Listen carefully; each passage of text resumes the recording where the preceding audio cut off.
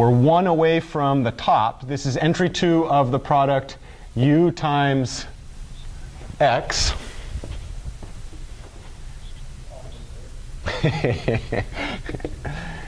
If entry 2 on the left-hand side is part of a vector equality, what should it be equal to the right-hand side? Entry 2. And then just go ahead and guess. Before we actually set up the equation, what should it be? Let's see if we can figure this out. So we're going to guess that the second entry of x, let's see if we can get the pattern. What's the pattern? 1 over the diagonal coefficient. y2 minus Yeah. k3. Okay, yes, because I go to the column right to the right of the main diagonal. So the first column is column 3, and then I go all the way to the last column. Last column is column 5, and then what I do is I multiply the appropriate entry. What's the appropriate entry here? 2. Why is it 2? Because that's the row. Because we're in row 2. We sum over the columns, and then each of those columns to the right of this gets scaled by the appropriate value of x. Why can I write those in blue and not red? Because we done did that already, right? We've already finished that. Let's go ahead and confirm. The claim was this was supposed to be row 2 of this thing times the vector x, which is almost fully formed, right? I guess this is an if and only if, and that's supposed to be equal to y2. Let's go ahead and check. What is row 2 of that matrix?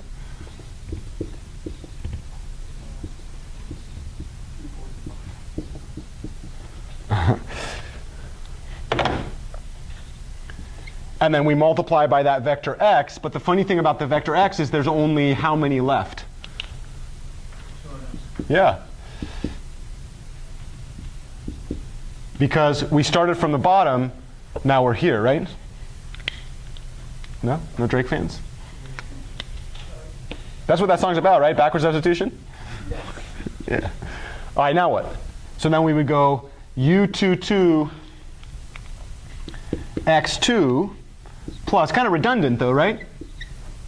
But it's good to confirm one last time that we're not doing anything crazy, equals y2. And then can you confirm that this indeed was the right set?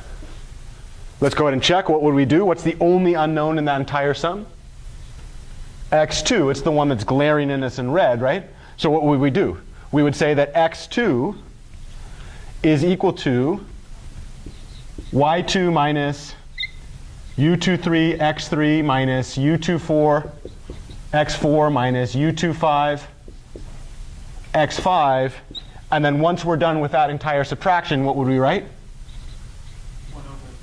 1 over the diagonal element. And then to finalize this run through, to finalize the last part of this solution, maybe we just write it down for ourselves, right?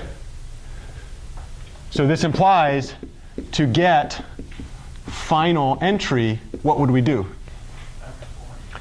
x1, which would be a known, 1 over u11 outside of. What's the whole idea when we're at the diagonal element? We move, when we're subtracting away, we start at the diagonal and we go 1 to the right. So this would start at what row? The column, sorry, 2, all the way to the last column, which is 5. And then I would subtract away the appropriate product. What's the row for that product? 1. Whatever row I'm in is the same row that I go, and I go over all the scalars there, right?